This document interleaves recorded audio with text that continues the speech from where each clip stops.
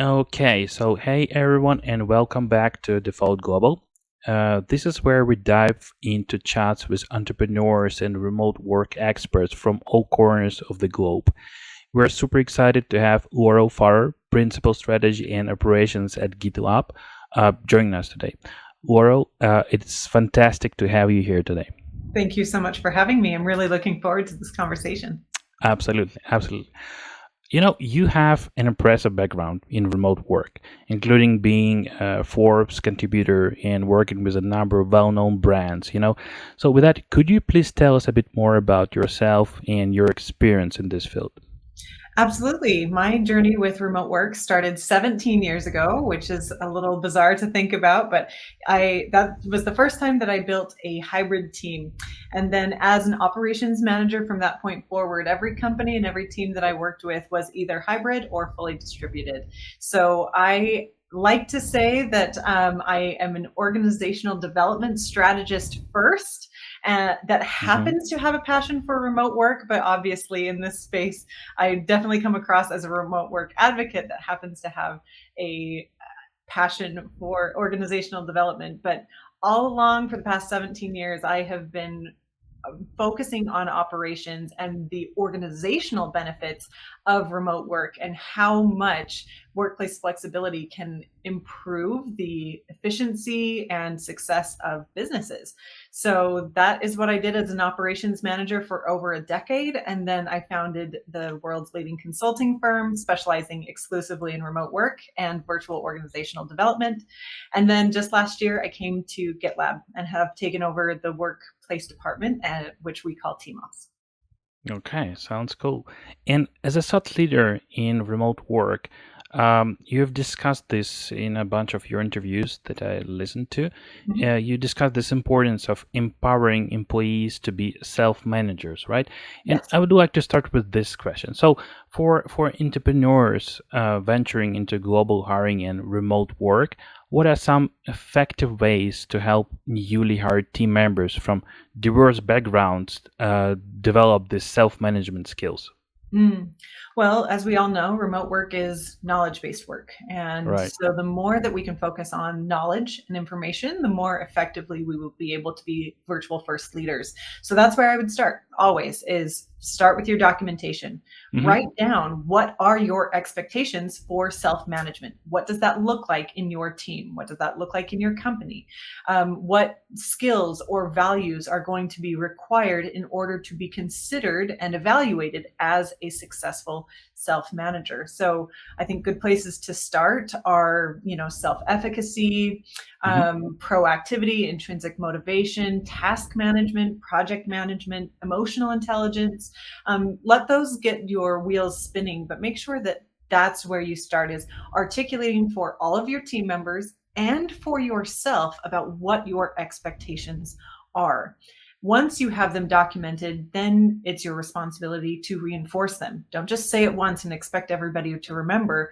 Reinforce them on a daily basis. Call them out and say, that was a really good example of intrinsic motivation, or thank you so much for being so proactive on this and not waiting for me to give you the assignment. Reinforce that over time in a very public way so that the whole team can see what expectations are and everybody can see what those skills look like modeled. Yeah, it's clear that fostering the self-management skills in remote teams is essential because I know it from my perspective because I also founder of global first remote first company, so I know that's it's crucial. And speaking of which, this asynchronous communication can play a significant role in facilitating collaboration among employees from different backgrounds, right? So, can you share some best practices for entrepreneurs who are in this transition to remote work?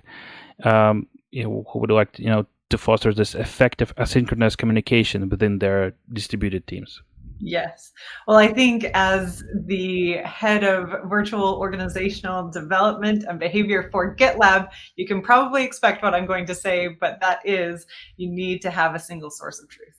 Always. Right. That is the foundation of any asynchronous communication is that you as a manager have your expectations, your instructions, your goals, Hmm. all documented and available 24 hours a day. That is absolutely essential. So I think a lot of people come to GitLab as the icon of Hmm. having a source of truth, which absolutely, of course, we've got an incredible virtual handbook that has taken us over 10 years to develop. So I Right. think that a lot of people also get very intimidated by the expectations of what a single source of truth can and should be. And that's where we have to go back into my history as an operations manager, as well as an operational consultant, to say, a single source of truth does not have to be extensive or comprehensive or impressive to begin with. Start small, iterate on it. Hmm. It can just be a Google Doc that you open and write down your instructions for the week, and then it's done. Or it could be an ongoing meeting agenda or whatever, but just Hmm. make sure that your team has one single place where they know that they can go to and reference for information and instructions and goals, and objectives at any time. That single source of truth is, like, I cannot emphasize it enough. Your single source of truth is the foundation of successful and sustainable asynchronous communication. Then you supplement it, right? You can Hmm. supplement it with Slack or Microsoft Teams. You can supplement it with synchronous communication, Hmm. but really, really focus on and invest in that single source of truth. Okay. And in one of your previous interviews, you also highlighted the dangers of micromanagement in remote work environment, right? So, Mhm. as businesses expand their teams globally, what strategies can entrepreneurs implement to strike the right balance between providing, let's say, support and autonomy to their team members in again in various locations? Mhm. Yeah, I think we just have so many leaders that are used to or were trained to work in co-located environments. And even Hmm. if we've been working remotely for several years now, those habits are hard to break. And not only have we been learning them for years as individuals, we've been learning them for generations as a society. That we have all been conditioned to work in a physical work environment. And therefore, we manage based on physical elements, because physical workplaces, in physical workplaces, you manage physical elements. Yeah. So what we need to really focus on and be very intentional about is the shift to knowledge work. This is something that is just happening as a global socioeconomic community, right? Is that we are shifting from physical labor to knowledge labor. And as such, we as managers and leaders need to be very strategic about how we play a role in that shift. And Hmm. so, as we shift to managing knowledge work, we therefore need to manage knowledge and supervise knowledge more. Hmm. So instead of relying on time or location to keep our teams aligned, we rely on information to keep Okay. our teams aligned. So the more that we can, again, rely on that single source of truth and really focus on knowledge sharing, the more that we will be able to support that autonomy. It's really important to remember that autonomy is not abandonment.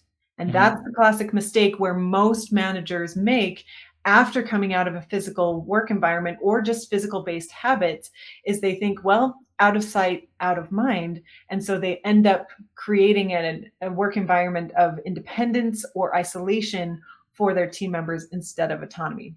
So the successful way to do this is just to replace that instinct to supervise with a habit to support.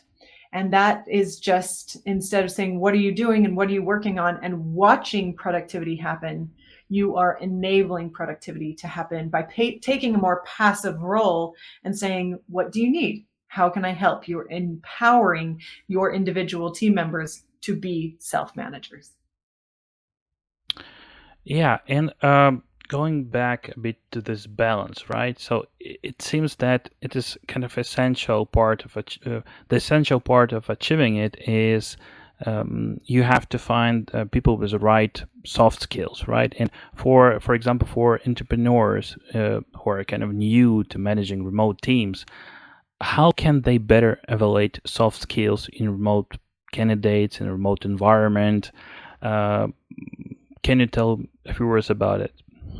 Yeah, absolutely. First of all, have transparent conversations with your human Hmm. resources department.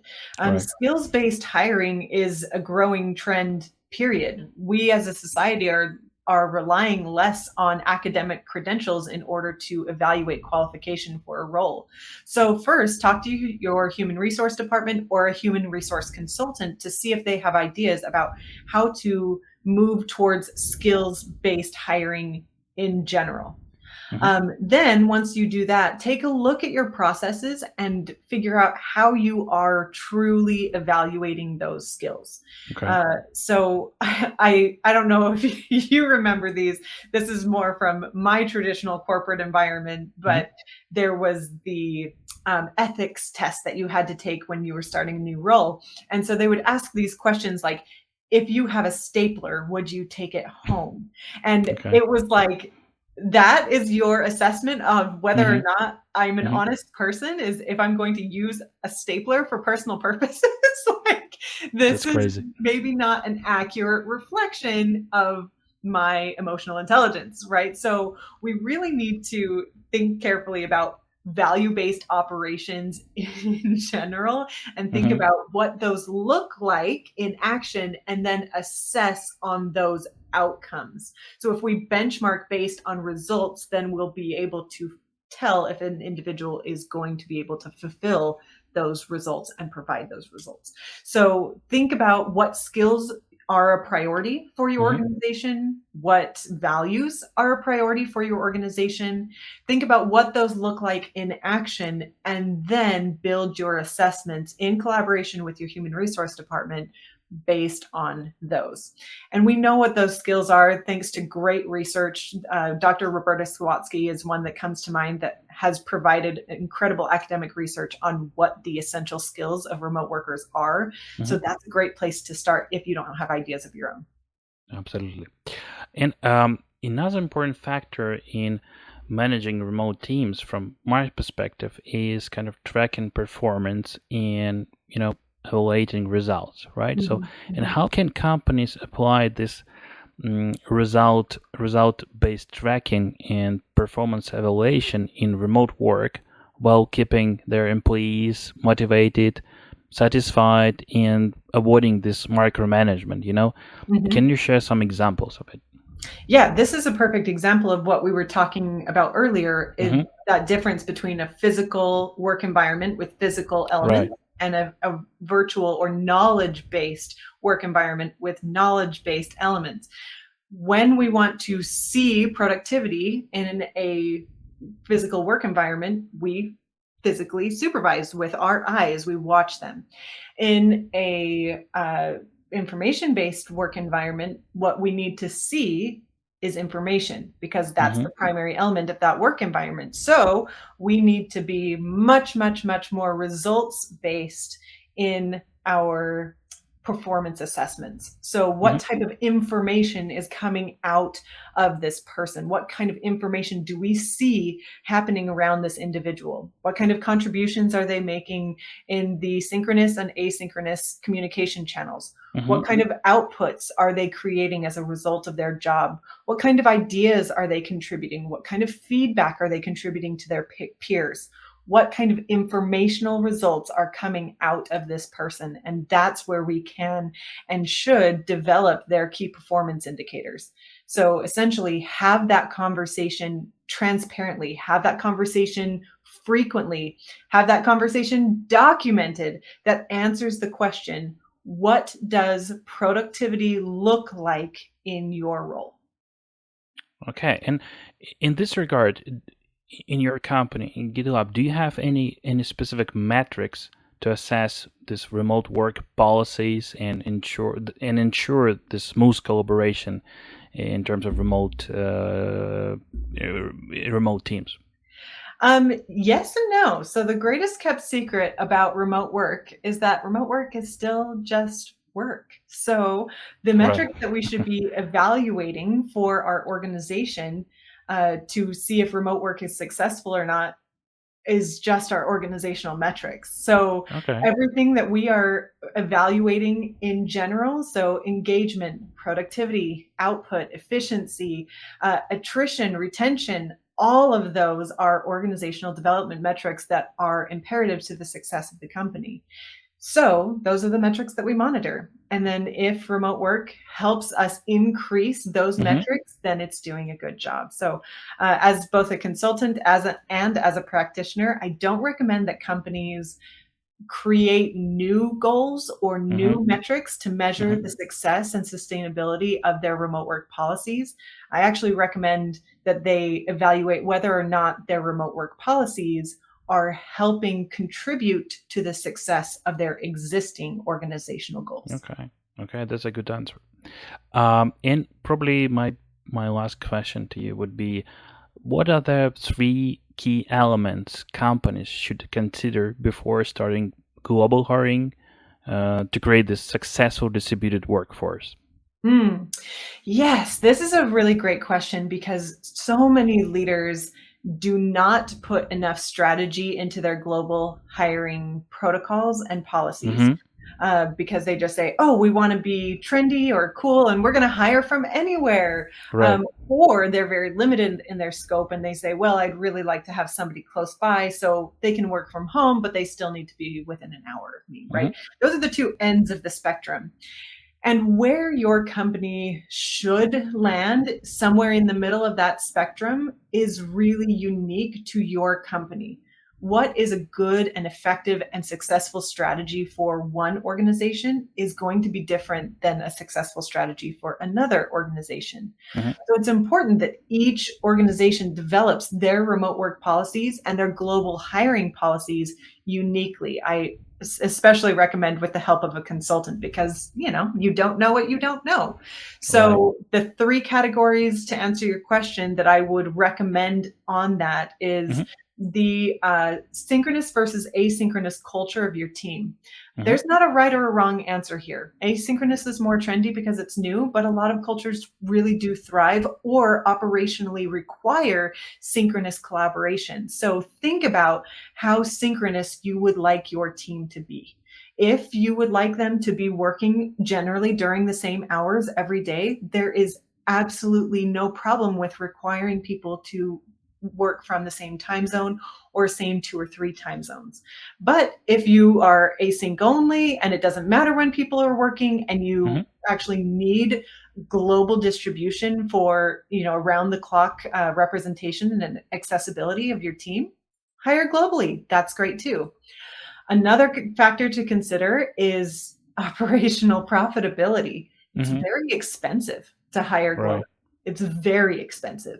And most companies do not understand the tax requirements and employment law requirements that are necessary in order to have a fully distributed workforce. So if you're trying to operate your business in a more lean financial model, or you're a small business, or you're really trying to prepare for a high phase of growth, Hmm. you might want to think carefully about global distribution. Hmm. And then the third factor that I would determine, that I would decide on, so we've got culture, we've got cost, and the third is, I would just say, a sense of documentation. Again, that single source of truth. Do you have the resources, the time, the money, the people necessary to create a strong infrastructure for a globally distributed team? It does take a lot of work and a lot of intention in order to create a strong infrastructure for a globally distributed team, in order to make sure everybody feels equipped and productive and equal. So if you are not prepared to put the proper investment into that infrastructure, you may want to default to something more with a closer proximity. Okay. Okay. Sounds good. Yeah, I guess then we're good for today. So thanks a lot for sharing your amazing insights, frankly speaking. And I hope we can meet again soon to continue this conversation and learn even more from your expertise. Thank you very much. Wonderful. Thanks for having me.